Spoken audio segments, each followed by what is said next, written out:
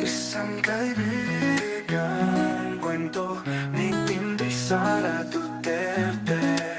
Siya ay sagana sa pagkain at kaibigan, at ang kanyang tahanan ay laging bukas para sa masasayang salo-salo. Kasama sila Uwak, Tikling, Kalapati, Loro at marami pang ibang ibon. Ngunit dumating ang isang bagyo, walang awan na sumira sa kanyang pugad, at lahat ng meron si Quago. Walang natira kundi ang kalungkutan at kagutuman, at tila pa ang mga kaibigan minsan ay kasama. Sa saya ay naglaho na parang bula, sa kanyang pag-iisa nagpapag ang kanyang damdamin sa kanyang sinabi. Isang araw, habang siya'y nagmumukmok sa ilalim ng kalbong puno, isang pamilyar na anino ang lumapit. Si Loro na may mga papak na kumikinang sa patak na ulan ay dumapo sa tabi ni Quago.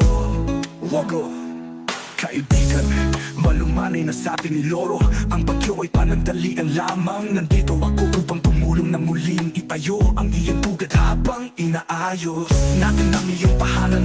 Bakit hindi ka muna sa akin tumuloy? Magkasama nating hihintayin ang muling pagyabong ng iyong mahal na puno ng mangga. Napuluwa si Quago, hindi dahil sa kalungkutan, kundi dahil sa pasasalamat. Lora niya, ikaw ay tunay na kaibigan. Ng pagkakaroon ng isang kaibigan sa panahon ng unos ay higit na mahalaga kaysa sa 1,000 kaibigan sa panahon ng kasiyahan. Ang sakit na nakahirapan, dalawang tipo ng magkasamang nagtulungan, hindi lang na muling itaguyod ang isang boga, kundi para patunayan na sa oras ng pangangailangan, ang tunay na kaibigan ay hindi kailanman maglalala.